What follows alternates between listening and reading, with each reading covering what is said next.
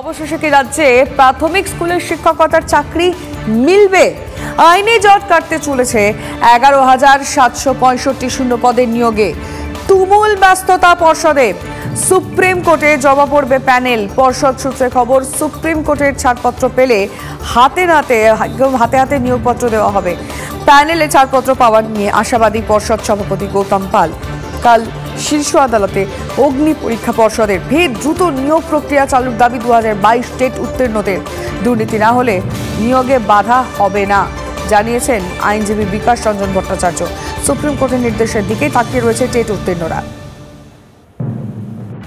কিন্তু আমাদের সময় আমাদের 5 বছর বাদে টেট হলো, তাও আমাদের বঞ্চিত করে আবার নতুন একটা টেট নিয়ে নেওয়া হলো। এই কারণে আমরা বারবার রাস্তায় নামছি, আমরা প্রতিবাদ জানাচ্ছি এবং যে প্রতিশ্রুতি দেওয়া হয়েছিল সেই প্রতিশ্রুতি অবিলম্বে রক্ষা করার দাবি জানাচ্ছি। পর্ষদ সভাপতির সাথে যখন আমরা দেখা করতে যাচ্ছি, এই সামনের 24 তারিখে কিছুদিন আগেই আমি দেখা করতে গিয়েছিলাম, উনি আমাদের বলেছেন এই নিয়োগ প্রক্রিয়াটা মিটে গেলেই 24 ঘন্টার মধ্যে তোমাদের নিয়ে আমরা ভাবছি সেটা দেখতে পারবে। তো আমরা অবিলম্বে এটা দেখার জন্যই এখন সবাই অপেক্ষায় রয়েছি।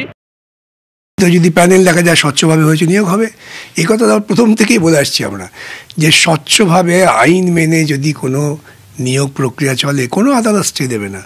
কিন্তু ওরা তো সেটা করতেই পারছেন না, ওরা কেউ বুকে হাত দিয়ে বলতে পারছেন না যে আমরা স্বচ্ছভাবে করছি।